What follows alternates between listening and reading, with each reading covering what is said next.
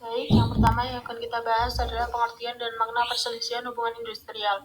Jika kita mengacu pada sasaran pokok hubungan industrial yaitu menciptakan industrial harmonik serta economic development, maka perselisihan hubungan industrial dapat dianggap sebagai salah satu indikator kegagalan dalam proses pengelolaan hubungan industrial, di mana hasil akhirnya berubah menjadi industrial disharmonic dan economic crisis.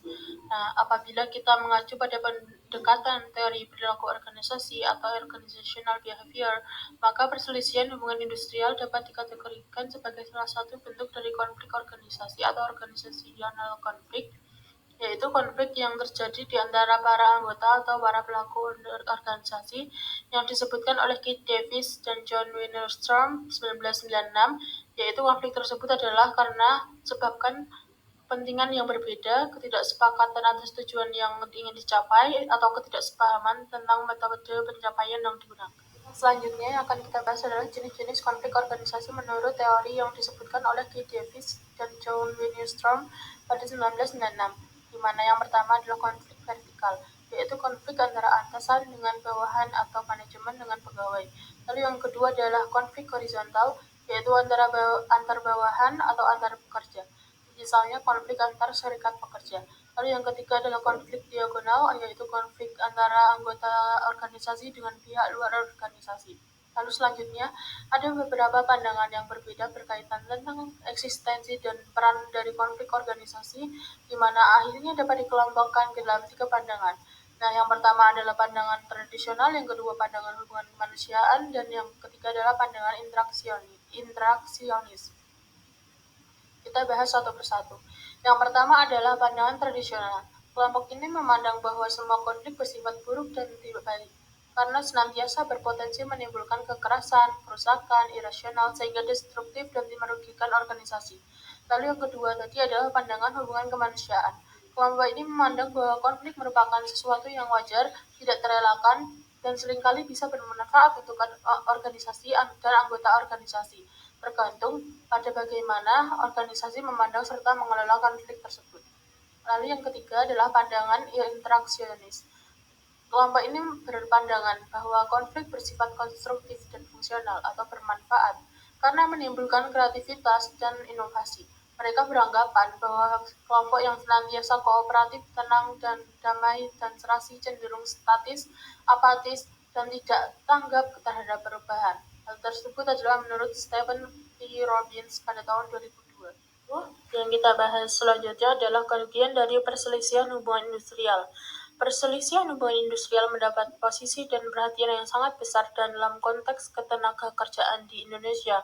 Hal tersebut karena secara filosofis maupun strategis terlalu besar biaya yang harus dikorbankan untuk mengatasi apabila perselisihan sudah terjadi. Biaya tersebut sangat kompleks, tidak hanya kerugian secara material, secara langsung, tetapi juga kerugian secara waktu, kesempatan, biaya sosial, maupun biaya psikologis. Dan selanjutnya adalah hukum-hukum yang mengatur konflik industrial.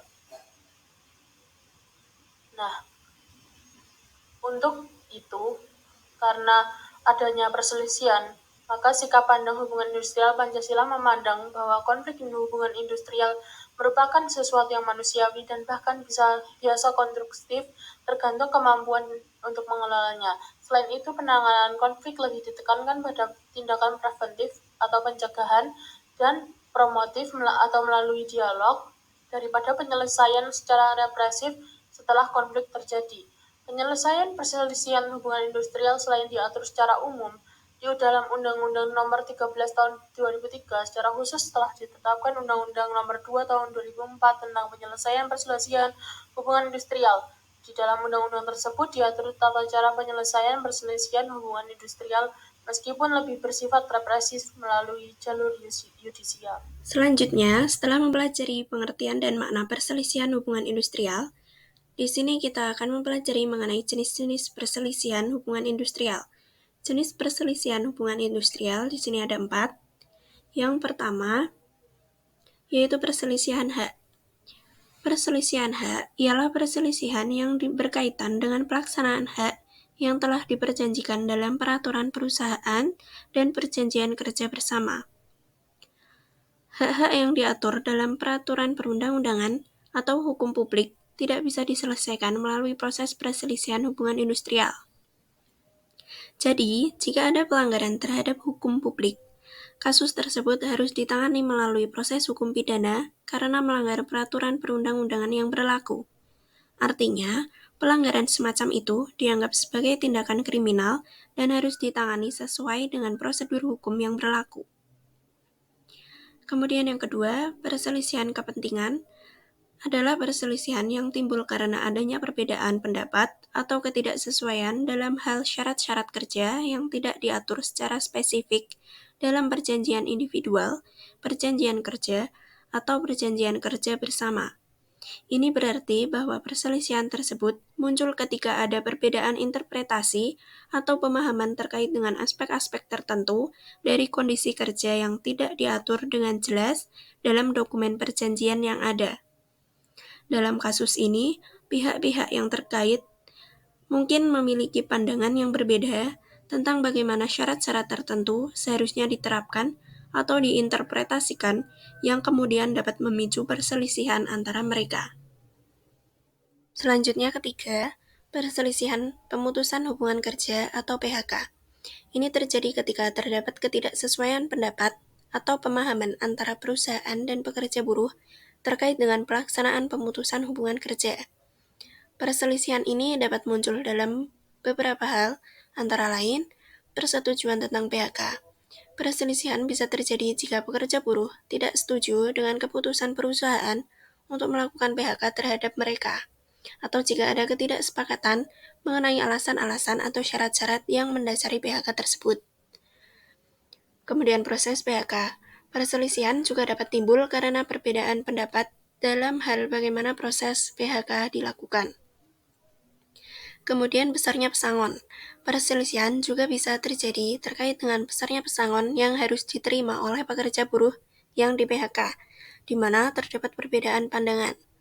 Dengan demikian, perselisihan PHK muncul akibat ketidaksesuaian atau perbedaan pendapat dalam berbagai aspek terkait dengan pemutusan hubungan kerja antara perusahaan dan pekerja buruh. Kemudian yang keempat, yang terakhir, perselisihan antara serikat pekerja adalah konflik yang timbul antara serikat pekerja atau gabungan serikat pekerja di satu perusahaan terkait dengan masalah keanggotaan serta pelaksanaan hak dan kewajiban keserikatan. Ini berarti bahwa perselisihan ini terjadi ketika terdapat perbedaan pandangan, perbedaan pendapat, atau konflik antara serikat pekerja yang berbeda di dalam satu perusahaan terkait dengan siapa yang seharusnya menjadi anggota serikat, serta bagaimana hak dan kewajiban keserikatan dilaksanakan. Selanjutnya, yang ketiga kita akan membahas tentang tata cara penyelesaian perselisihan hubungan industrial. Nah, sebagaimana yang sudah diatur di dalam Undang-Undang Nomor 2 Tahun 2004, terdapat 5 cara untuk menyelesaikan perselisihan di dalam hubungan industrial. Nah, perselisihan hubungan industrial itu pasti ada jenis-jenisnya. Jadi, jenis yang ada di perselisihan ini tuh biasanya menyangkut tentang perselisihan kepentingan, perselisihan hak, perselisihan PHK, maupun perselisihan antara pekerja atau buruh. Nah, kan tadi di dalam Undang-Undang Nomor 2 Tahun 2004 kan ada 5 cara nih. Jadi apa aja sih 5 cara itu? Yang pertama itu ada penyelesaian perselisihan secara bipartit, yang dimana cara ini tuh merupakan cara pertama untuk menyelesaikan dan wajib dilaksanakan secara langsung oleh pihak yang bersangkutan yang sedang mengalami perselisihan tersebut. Nah, itu dilaksanakan secara musyawarah tanpa melibatkan pihak ketiga. Nah, biasanya bentuk penyelesaiannya itu berupa persetujuan bersama. Nah, kalau enggak berhasil, itu akan pihak-pihak itu dapat bersepakat untuk melanjutkan penyelesaian ke tahap 2. Nah, terus untuk untuk penyelesaian tahap kedua itu ada apa aja sih? Oke, lanjut. Nah, untuk penyelesaian perselisihan tingkat kedua ini ada 3 cara nih teman-teman. Yang pertama itu cara mediasi, kedua cara konsiliasi, dan ketiga cara arbitrase. Mari kita bahas satu persatu. Yang pertama itu ada mediasi, yang dimana mediasi ini tuh cara penyelesaian yang dimana dilakukan setelah cara bipartit itu tidak menemukan jalannya. Nah, terus maka dilaksanakannya mediasi ini yang menggunakan jasa mediator atau penengah sebagai pihak ketiga, yang biasanya itu pihak ketiga ini tuh merupakan pegawai pemerintah yang berada di bidang ketenaga kerjaan setelah mendapat limpahan perkara dari pihak-pihak yang berselisih. Nah, tadi kan di awal udah dijelaskan kayak jenis-jenis perselisihan kan. Nah, jadi di mediasi ini tuh hasilnya apa sih yang diharapkan? Jadi dalam cara mediasi ini itu tuh diharapkan dapatnya kayak persetujuan bersama. Nah, kalau misalnya nih di cara mediasi ini enggak berhasil atau tidak tercapai kesepakatan, nah biasanya itu mediator itu akan mengeluarkan produk yang bernama anjuran tertulis. Apabila anjuran itu tidak diterima oleh salah satu atau kedua pihak, maka pihak-pihak dapat mengajukan penyelesaian ke peradilan hubungan industrial. Nah, cara yang kedua itu ada cara konsiliasi, yang dimana konsiliasi ini penyelesaian yang menggunakan jasa pihak ketiga, yaitu jasa konsiliator, yang biasanya jasa konsiliator ini ditunjuk dengan kesepakatan oleh masing-masing pihak. Nah, kalau yang konsiliasi ini produk penyelesaiannya itu berupa persetujuan bersama. Nah, tadi yang mediasi itu kan hasilnya diharapkan itu persetujuan bersama. Tapi kalau di konsiliasi ini itu tuh produk penyelesaiannya ya udah berupa persetujuan bersama, bukan harapan lagi gitu.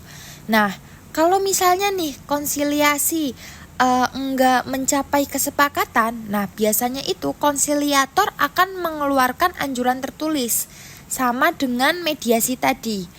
Tapi ini tuh dapat dipertimbangkan oleh masing-masing pihak untuk menerima atau menolak melalui jawaban anjuran tersebut. Nah, lagi-lagi kalau misalnya anjuran konsiliator itu ditolak, maka pihak-pihak itu bisa melanjutkan atau dapat melanjutkan perkara ke peradilan hubungan industrial. Nah, cara yang ketiga itu ada cara arbitrase, yang dimana kalau cara arbitrase ini tuh menggunakan jasa arbiter atau wasit atau juru runding. Nah, biasanya ini jasa arbiter ini berasal dari kalangan profesional yang ditunjuk melalui kesepakatan masing-masing pihak. Kalau di cara arbitrase ini itu produk hasil penyelesaiannya itu berupa nota kesepakatan, bukan lagi berupa persetujuan bersama. Nah, apabila nggak sampai nih ke kesepakatan bersama, maka arbiter itu akan mengeluarkan putusan yang bersifat final dan mengikat kedua belah pihak. Kecuali apabila dalam putusan tersebut dinilai ada unsur-unsur yang bertentangan, maka pihak-pihak itu dapat mengajukan kasasi ke Mahkamah Agung. Nah, yang terakhir, gongnya adalah cara penyelesaian perselisihan melalui peradilan hubungan industrial. Nah, cara penyelesaian ini tuh dilaksanakan oleh lembaga peradilan. Biasanya tuh lembaga peradilan itu akan mendapatkan limpahan kasus-kasus perselisihan yang enggak berhasil nih diselesaikan oleh lembaga bipartit, mediasi maupun konsiliasi. Seperti yang tadi aku sempat jelaskan, bahwasannya kalau misalnya mediasi dan konsiliasi itu enggak mencapai kesepakatan bersama, maka kedua belah pihak bisa dapat melanjutkan perkaranya di peradilan hubungan industrial ini. Nah, peradilan ini tuh salah satu bentuk peradilan hukum yang berada pada lembaga pengadilan negeri dengan susunan hakim yang terdiri hakim ad hoc dan hakim karir. Nah, biasanya putusan PPHI itu dapat dikasasi oleh pihak-pihak ke Mahkamah Agung. Pada slide berikut ini akan menjelaskan tentang prosedur dan mekanisme. Adapun beberapa jenis-jenis prosedur dan mekanisme. Yang pertama, ada prosedur mekanisme penyelesaian secara bipartit. Yang kedua, prosedur dan mekanisme penyelesaian melalui mediasi. Yang ketiga, prosedur dan mekanisme penyelesaian melalui konsiliasi. Yang keempat, prosedur dan mekanisme penyelesaian melalui arbitrase. Yang kelima, prosedur dan mekanisme penyelesaian perselisihan hubungan industrial secara menyeluruh. Yang pertama, prosedur dan mekanisme penyelesaian secara bipartit. Setiap jenis perselisihan hubungan industrial harus diselesaikan secara bipartit di dalam internal perusahaan agar dicapai kesepakatan melalui musyawarah untuk mencapai mufakat antara pengusaha dengan pekerja yang dilandasi rasa kekeluargaan. Dalam tanggung waktu 30 hari kerja diharapkan dapat dicapai kesepakatan yang dituangkan dalam persetujuan bersama. Apabila tidak tercapai kesepakatan, kedua pihak harus berkesepakatan untuk menyelesaikan perselisihan melalui jasa pihak ketiga dengan opsi jasa mediasi, konsiliasi, jasa atau arbitrase. Yang kedua, prosedur dan mekanisme penyelesaian melalui mediasi. Dalam waktu selambat-lambatnya 7 hari kerja setelah menerima permintaan tertulis dari pihak-pihak yang berselisih. Terus mengadakan penelitian tentang duduk perkara dan segera mengadakan persidangan mediasi. Terus yang ketiga, dalam hal mencapai kesepakatan maka dibuat persetujuan bersama yang ditandatangani oleh para pihak dan diketahui oleh mediator serta didaftar di pengadilan hubungan industrial pada pengadilan negeri di wilayah pihak yang mengadakan perjanjian bersama. Terus yang terakhir, sebaliknya, apabila tidak mencapai kesepakatan, maka mediator mengeluarkan surat anjuran tertulis selambat-lambatnya 10 hari kerja sejak sidang mediasi pertama kepada para pihak dan para pihak memberikan jawaban atas surat anjuran yang dikeluarkan mediator selambat-lambatnya 10 hari kerja sejak menerima anjuran. Yang ketiga, prosedur dan mekanisme penyelesaian melalui konsiliasi. Dalam waktu selambat-lambatnya 7 hari kerja setelah menerima permintaan tertulis dari pihak-pihak yang berselisih, mengadakan penelitian tentang duduk perkara dan segera mengadakan persidangan konsiliasi. Dalam hal mencapai kesepakatan, maka dibuat perjanjian bersama yang ditandatangani para pihak dan diketahui oleh konsiliator serta didaftar di pengadilan hubungan industrial pada pengadilan negeri di wilayah pihak yang mengadakan perjanjian bersama. Dan sebaliknya, apabila tidak mencapai kesepakatan, maka konsiliator mengeluarkan surat anjuran tertulis selambat-lambatnya 10 hari kerja sejak sidang konsiliasi pertama kepada para pihak dan para pihak memberikan jawaban atas surat anjuran yang dikeluarkan konsiliator selambat-lambatnya 10 hari kerja sejak menerima anjuran. Yang terakhir, konsiliator harus terdaftar pada instansi yang bertanggung jawab di bidang ketenaga kerjaan dan memenuhi syarat-syarat yang telah ditetapkan serta harus ada legitimasi oleh Menakertas atau pejabat yang berwenang di bidang ketenaga kerjaan. Yang keempat, prosedur dan mekanisme penyelesaian melalui arbitrase.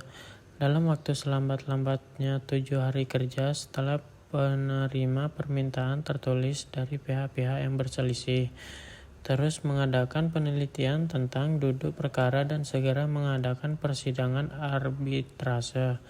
Kemudian dalam hal mencapai kesepakatan maka dibuat akte perdamaian yang ditandatangani dari pihak dan diketahui oleh arbiter serta didaftar di pengadilan hubungan industrial pada pengadilan negeri di wilayah pihak yang mengadakan akte perdamaian.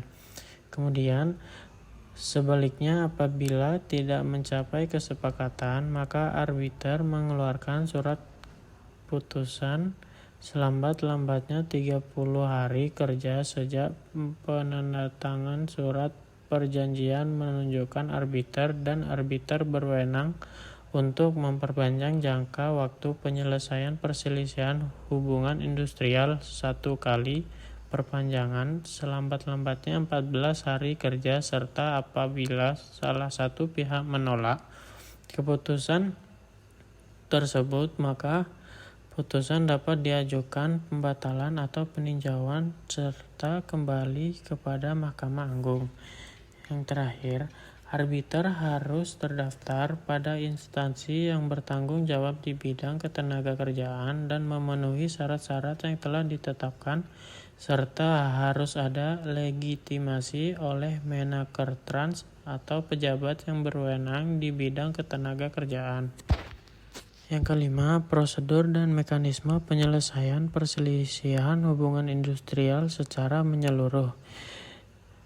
Seperti gambar yang di bawah ini ditampilkan bagian prosedur dan mekanisme penyelesaian perselisihan hubungan industrial secara lengkap dan menyeluruh, mulai tahap bipartit hingga penyelesaian banding melalui peradilan penyelesaian perselisihan hubungan industrial atau disebut PPHI, bahkan sampai proses kasasi ke Mahkamah Agung atau yang disingkat dengan MA.